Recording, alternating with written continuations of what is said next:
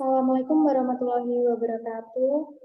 Kami mahasiswa farmasi dari Poltekkes Kemenkes Surakarta izin memberikan edukasi yaitu degusibu. Sebelumnya perkenalkan nama saya Fadila Faturahma dan dua rekan saya yaitu Mbak Erna sama Mbak Fadila Sabrina. Sebelumnya, apakah Mbak Mawar sama Mbak Anita udah tahu degusibu itu apa? Belum. Mbak Mawar udah tahu belum? Ya, apa Mbak? Boleh. Degusibu itu kepanjangannya dapatkan, gunakan, simpan, dan Ya, benar. Kemudian akan saya bantu jelaskan.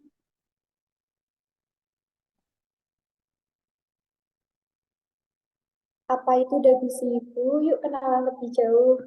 Degusibu itu merupakan singkatan dari da itu dapatkan, kemudian bu itu gunakan, kemudian si itu simpan, dan yang terakhir bu itu buang. Untuk yang dapatkan itu dapatkan obat dengan benar, kemudian gunakan obat dengan benar, simpan obat dengan benar, dan buang obat dengan benar. Kemudian degusibu itu merupakan salah satu program edukasi kesehatan yang dibuat oleh IAI atau Ikatan Apoteker Indonesia dalam upaya mewujudkan gerakan keluarga sadar obat atau GKSO sebagai langkah konkret untuk meningkatkan kualitas hidup masyarakat sehingga mencapai derajat kesehatan yang setinggi-tingginya sebagai komitmen dalam melaksanakan amanat Undang-Undang Nomor 36 Tahun 2009.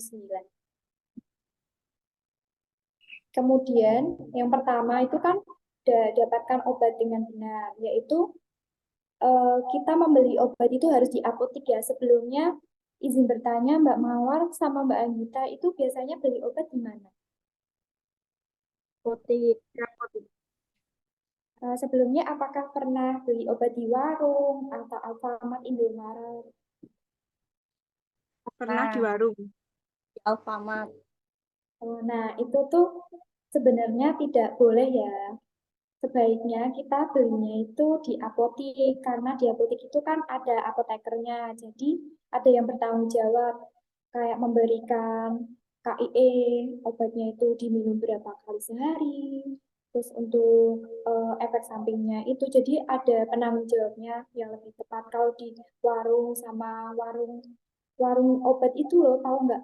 Yang bukan apotek, tapi warung obat, kemudian Indomaret, Alfamart itu kan nggak ada penanggung jawabnya. Jadi kalau sewaktu-waktu ada interaksi obat atau efek samping yang ditimbulkan itu nggak ada penanggung jawabnya. Nah, berikut itu apotek, tempat pelayanan resmi adalah apotek. Jadi kita harus membeli obat di apotek yang ada penanggung jawabnya yaitu apoteker. Kemudian konsultasikan dengan apoteker di apotek untuk mendapatkan obat yang aman, bermanfaat, dan berkualitas. Jadi itu salah satu kenapa kita harus beli obatnya itu di apotek karena ada apoteker. Jadi obat yang kita dapatkan itu aman, bermanfaat, dan berkualitas. Kemudian tip mendapatkan obat dengan benar. Yang pertama itu perhatikan penggolongan obat. Yang kedua, perhatikan peruntukan yang ada di brosur dan kemasan. Kemudian yang ketiga, perhatikan tanggal kadaluarsa. Nah, berikut adalah simbol-simbol pada obat. Yang pertama, aku punya contoh obatnya. Ini obat bebas. Pastikan Mbak Anggita sama Mbak Mawar itu di rumah punya obat yang ada logo hijaunya. Ini namanya obat bebas. Ini boleh dibeli tanpa resep dokter. Ini tersedia di apotek atau toko obat yang berizin. Nah, ini untuk penggunaannya disesuaikan saja sama aturan yang tertera ini. Kemudian, ini ada obat bebas terbatas berwarna biru. Ini boleh dibeli tanpa resep dokter yang tersedia di apotek dan toko obat yang berizin. Kemudian, ini aku juga punya contohnya obat keras. Ini obat antibiotik yang hanya boleh dibeli dengan resep dokter. Ini belinya harus di apotek ya dan dengan resep dokter. Nah, ini kan obat antibiotik. Jadi sebelumnya apakah Mbak Mawar sama Mbak Anita udah pernah minum obat antibiotik? Sudah Nah, itu biasanya minumnya itu dihabisin apa enggak? Atau seingatnya aja? Seingat. dihabiskan. Mbak Anita dihabiskan ya. Kalau Mbak Mawar, Ya,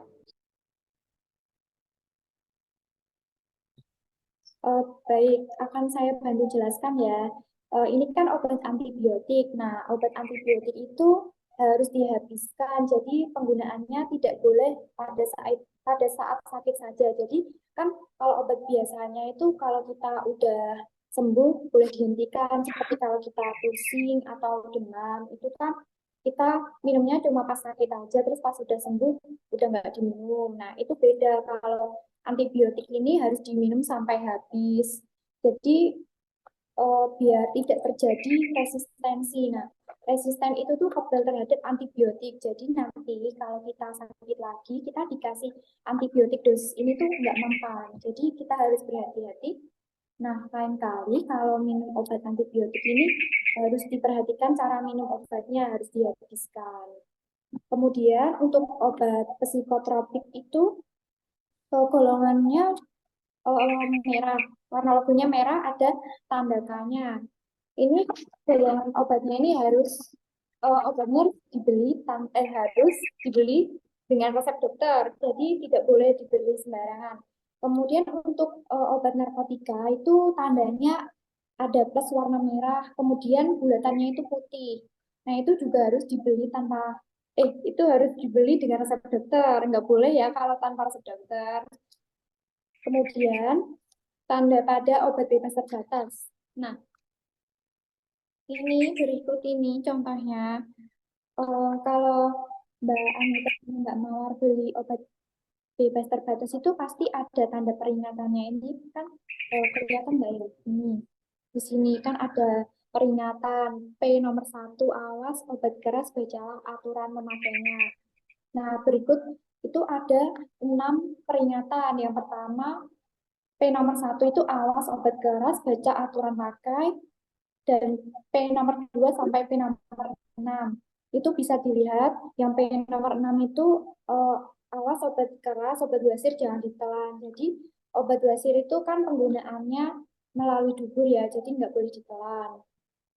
Kemudian eh, periksa tanggal kadaluarsa obat. Jadi di tiap obat itu ada expirednya.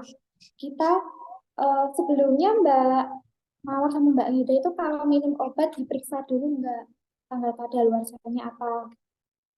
Tiba-tiba butuh obat langsung dimakan gitu aja. Gimana? Kadang Kadang. Nah, itu lain kali kalau minum obat itu dilihat dulu ya. Ini tuh expirednya sampai tanggal berapa. Kalau udah expired tuh ya dibuang. Kita harus sering-sering mengecek sebelum meminum obat, harus berhati-hati. Nah, biasanya eh, kadaluarsanya itu ada di bawah kemasan, kalau enggak yang di sekitar sini itu. Nah, seperti ini juga contohnya. Seperti ini. Kemudian, gunakan obat dengan benar. Nah, contohnya ini kan obat oral, jadi diminum melalui mulut. Ini nanti ada obat untuk topikal juga. Obat topikal itu kan contohnya seperti salep, krim, pasta itu digunakan pada kulit di area yang luka saja. Jadi nggak boleh sampai tertelan. Kemudian konsultasikan dengan apoteker di apotek agar dapat menggunakan obat dengan benar. Jadi sebelum kan kita tuh kalau beli obat di apotek pasti kita diberitahu ya ini tuh penggunaannya yang benar bagaimana. Nah, untuk langkah-langkah berikut harus diperhatikan. Kalau kita belum paham, kita bisa menanyakan ulang kepada apotekernya agar agar kita tidak salah dalam penggunaan. Nah, kemudian kemudian tips penggunaan obat dengan benar. Yang pertama itu kan ada sebelum penggunaan obat, kedua selama penggunaan obat, yang ketiga sesudah penggunaan obat.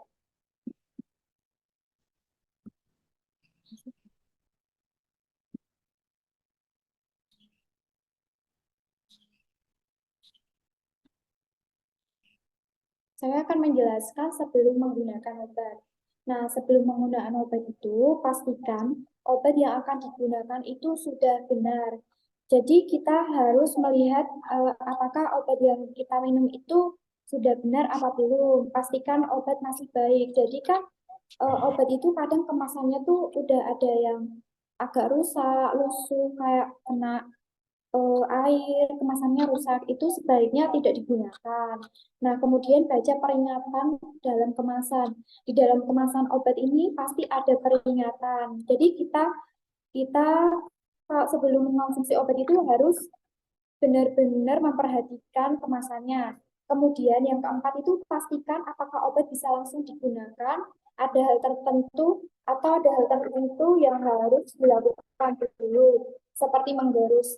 Eh, kan ada ya yang tablet itu harus digerus dulu sebelum diminum. Nah, itu harus diperhatikan juga. Kemudian yang kelima, gunakan obat dengan benar.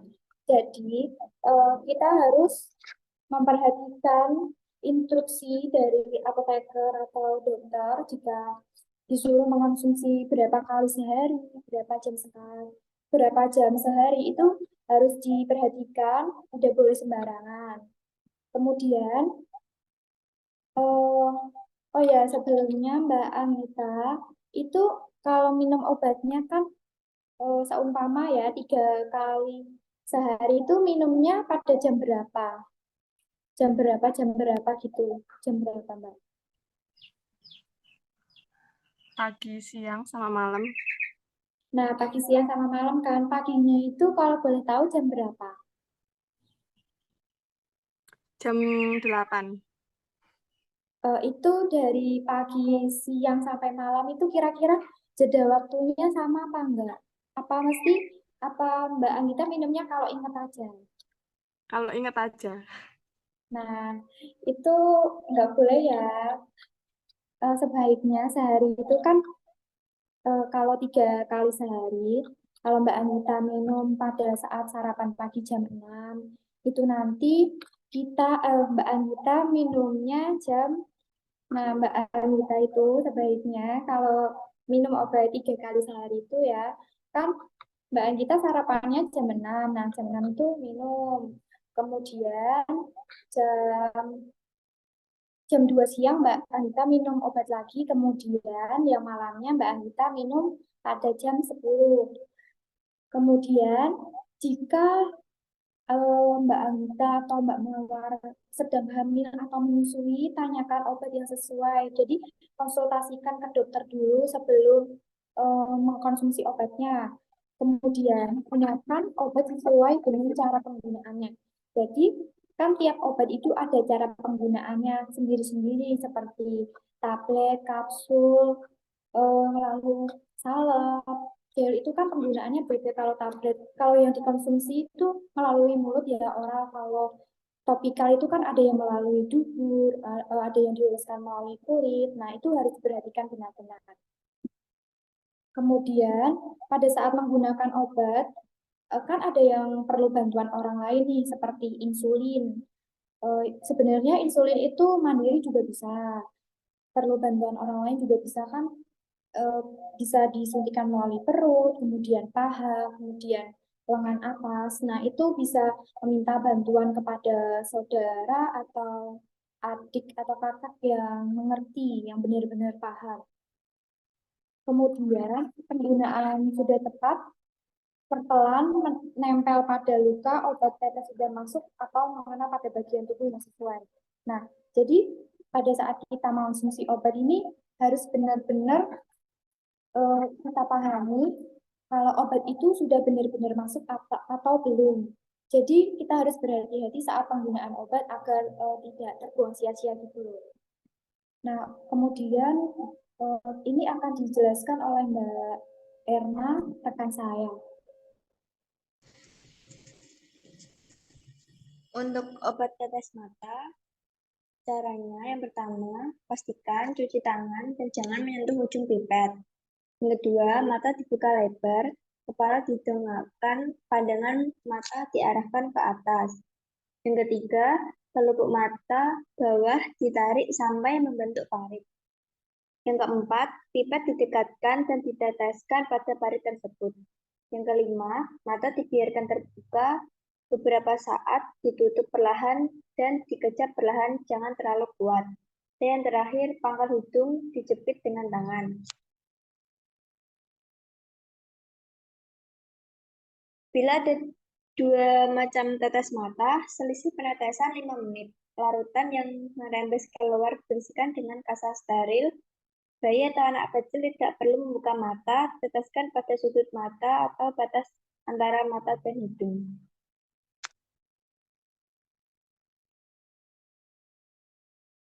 Berikut gambar yang cara penggunaan yang kedua. Nah, berikut kan gambar cara meneteskan obat dengan benar. Sebelumnya izin bertanya Mbak Mawar atau Mbak Anita, itu kalau meneteskan obat ke mata itu cuci tangan dulu atau enggak, apa langsung meneteskan pada mata? Tangan dulu. Nah, penggunaan tetes mata yang benar itu kan, tetes mata itu kan steril. Nah, kita harus menjaga kebersihan yang benar-benar harus diperhatikan. Jadi sebelum kita menggunakan tetes mata, kita harus membersihkan tangan dengan sabun, mencucinya dengan bersih, kemudian baru mengambil obat dan meneteskan pada mata. Jadi kita tidak boleh langsung meneteskan obat pada mata karena kan bisa jadi tangan kita tuh ada kuman atau bakteri yang menempel.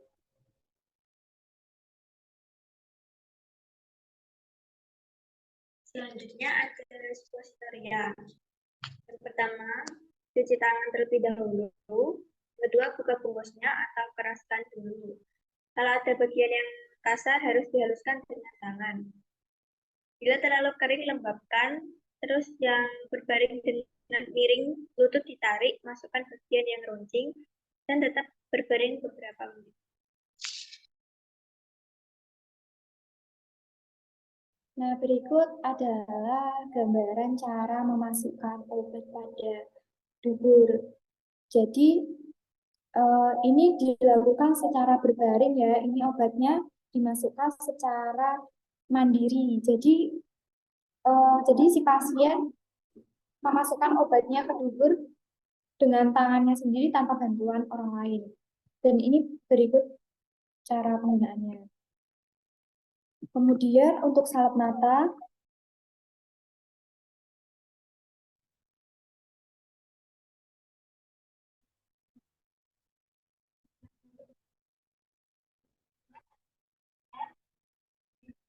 Tipis yang 4 jam selama 2 menit, yang terlihat dibersihkan dengan kasus steril.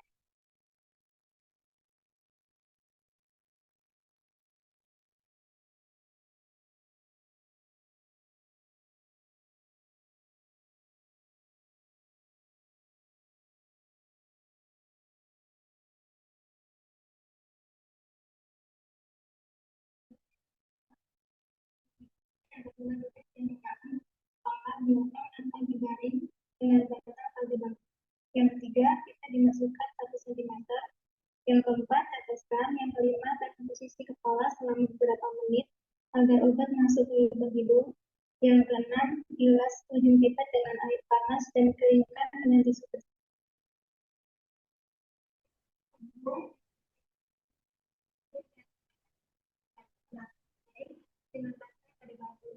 Yang ketiga, kita dimasukkan 1 cm.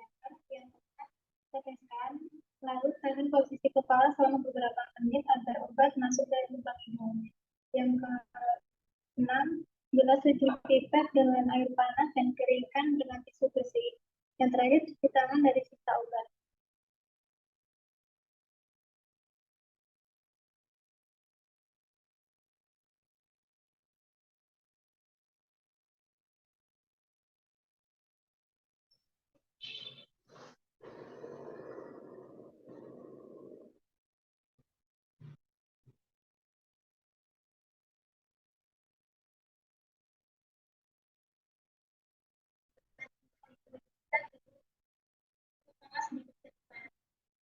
Kedua, kocok buat obat, lalu ujung spray dimasukkan ke dalam salah satu lubang hidung.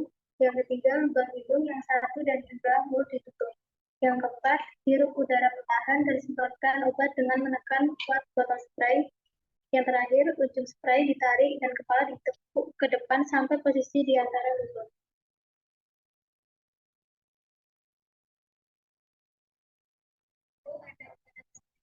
Yang pertama, bagian dalam telinga dibersihkan terlebih dahulu. Dengan tekuk dan dengan menggunakan beberapa saat. Tarik telinga untuk melebarkan lubang telinga kepala miring sehingga telinga yang akan dideteksi berada di atas. Yang terakhir, teteskan pastikan sudah masuk dan biarkan beberapa menit.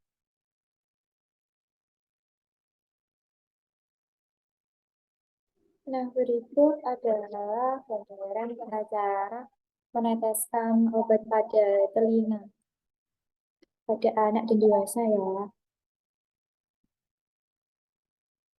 Jadi setelah penggunaan obat tersebut, apakah kita merasakan gejala yang khusus seperti jika kita merasakan kantuk, gatal, perih lambung, pusing. Nah, itu kita harus mengkonsultasikan segera ke dokter karena kita merasakan hal-hal yang dirasa tidak enak. Kemudian kembalikan obat pada tempat atau wadah yang sesuai. Jadi obat-obat berikut seperti tablet, kapsul, kemudian buyer itu nanti disimpan pada suhu ruang yang terpenting terhindar dari paparan sinar matahari. Kira-kira ini pada punya kotak obat tidak ya? Nah, kalau punya kotak obat, obatnya itu bisa disimpan pada kotak obat. Yang terpenting jauhkan dari jangkauan anak-anak. Takutnya nanti buat mainan. Kemudian untuk obat insulin itu bisa disimpan pada kulkas, tetapi tidak di freezer. Jadi kan kulkas itu ada pintunya ya. Nah, itu nanti ditaruh di paling depan yang samping pintu itu, jadi nggak di dalam freezer. Kemudian jika mau menggunakan insulin itu nanti diambil dulu dari kulkas, kemudian di apa ya, kayak dipelintir-pelintir gitu loh biar enggak dingin, kemudian baru digunakan. Nah, kemudian konsultasikan dengan apoteker di apotek karena setiap obat memerlukan kondisi penyimpanan yang berbeda. Jadi tadi kan sudah saya jelaskan buat tablet, kapsul, kemudian seperti suppositoria, insulin itu penyimpanannya berbeda-beda. Nah, kemudian tips menyimpan obat dengan benar akan dijelaskan oleh Mbak Erna, rekan saya. Yang pertama, baca aturan penyimpanan obat pada kemasan. Yang kedua, jauhkan dari jangkauan anak. Yang ketiga, jauhkan dari sinar matahari langsung atau suhu tinggi. Yang keempat, simpan dalam kemasan asli dan dengan etiket yang masih lengkap. Yang kelima, periksa tanggal kadaluarsa dan kondisi obat. Yang keenam, kunci almari penyimpanan obat.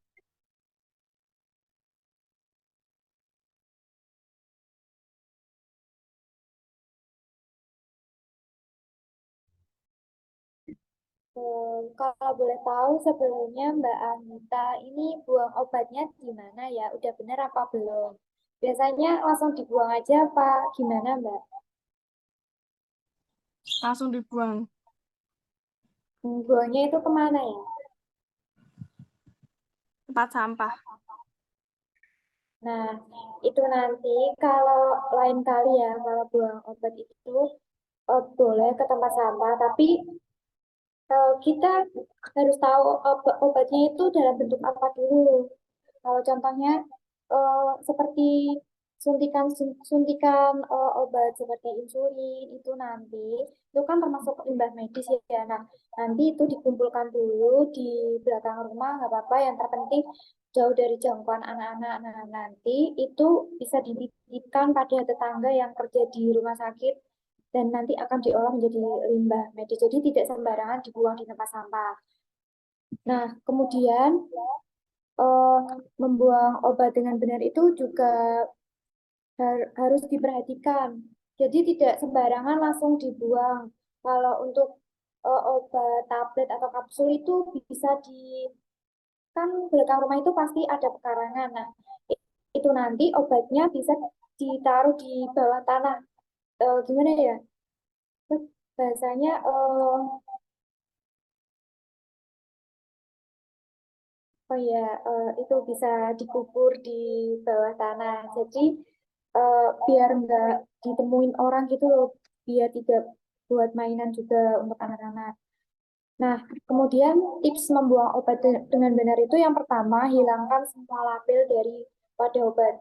Jadi kan kalau kita beli obat dari dokter atau apotek itu kan ada etiketnya. Nah, etiketnya itu dibuang. Jadi jangan sampai masih tertempel di wadahnya. Kemudian untuk kapsul, tablet, atau bentuk padat lain itu hancurkan dahulu. Nah, sebelum obatnya dibuang itu dihancurkan dulu, kemudian campur obat tersebut dengan tanah. Nah, ini yang ditimpa tanah tadi atau dikubur dengan tanah.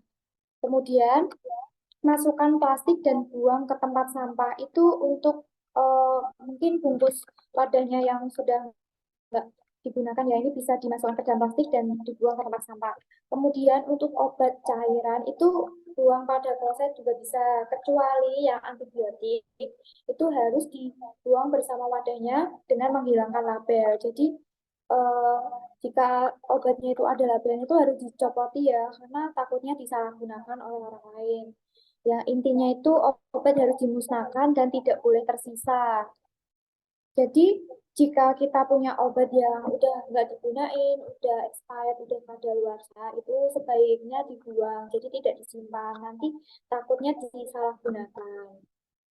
Kemudian untuk ciri-ciri obat yang rusak dijelaskan oleh Mbak Sabrina. Sabrina. Yang rusak, satu, batas kadaluarsa dilampaui. Yang kedua, kemasan rusak. Yang ketiga, obat berubah bau, rasa, dan warna. Yang terakhir, obat tetes mata yang sudah terbuka lebih dari 1 bulan. Nah, kita sebelum mengkonsumsi obat itu harus memperhatikan benar-benar kemasannya itu masih layak digunakan apa enggak.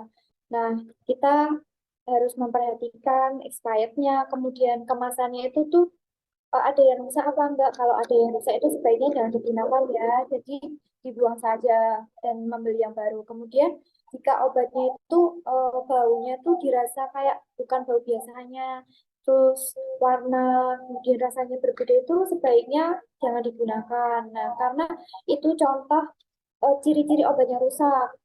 Kemudian obat tetes mata yang sudah terbuka lebih dari 1 bulan itu tidak boleh digunakan ya, karena sudah tidak steril, karena penyimpanan obatnya terlalu lama. Kemudian eh, jangan mudah meniru menggunakan obat seperti orang lain. Pada saat ke dokter, jelaskan secara rinci keluhan Anda dan patuhi petunjuk dokter. Kemudian yang ketiga, patuhi petunjuk apoteker di apotik tentang penggunaan dan penyimpanan obat. Jadi, jika kita sakit, kita sebaiknya mengkonsultasikan dulu ke dokter, boleh ke apoteker, boleh. Jadi, kita tidak boleh kayak eh, langsung mencontoh obat dari orang lain kayak eh, misal si tetangga ini sakit ini obatnya ini, nah kita langsung beli ke apotik langsung beli obat itu jangan. Kita harus mengkonsultasikan dulu keluhan yang kita rasakan, sakit yang kita rasakan itu bagaimana. Nah, kalau kita mengeluhkan sakit yang kita rasakan ke dokter atau apoteker itu sebaiknya kita jujur ya apa yang kita rasakan. Jadi kita tidak menutup-nutupi sakit yang kita rasakan.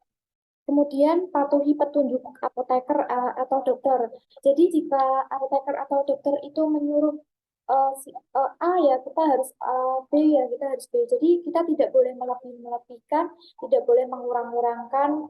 Contohnya dosis obatnya sekian, kita harus minumnya sekian. Jadi kita tidak boleh melebihkan dosis yang sudah tertera.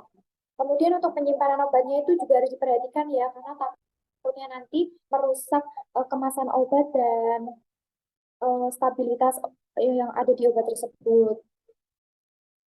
Nah, terima kasih teman-teman semua atas perhatiannya, edukasi dari kami apakah sudah paham atau ada yang ingin ditanyakan? Dari Mbak Anggita, bagaimana Mbak Anggita? Apakah sudah jelas yang saya sampaikan dan teman-teman saya sampaikan?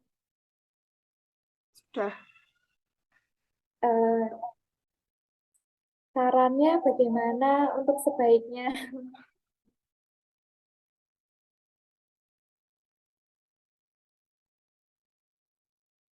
Kritik dan sarannya bagaimana Mbak Anggita?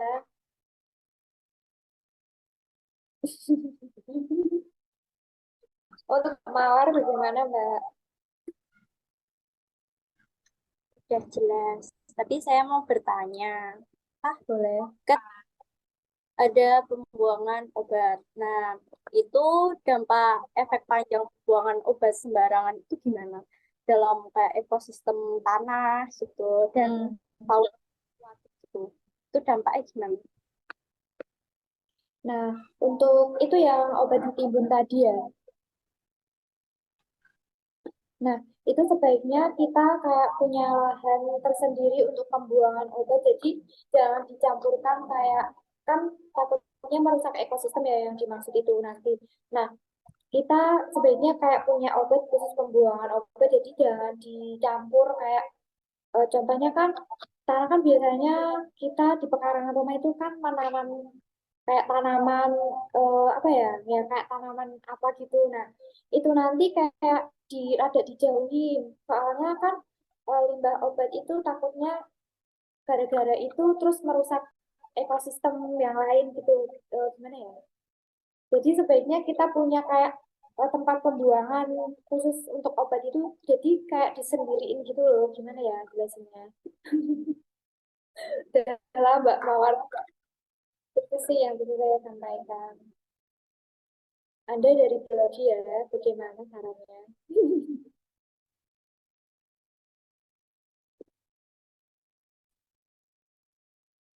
Terus ya, aku mau penutupan saya api, saya eh, terima kasih atas partisipasinya Mbak Gita sama Mbak Mawar.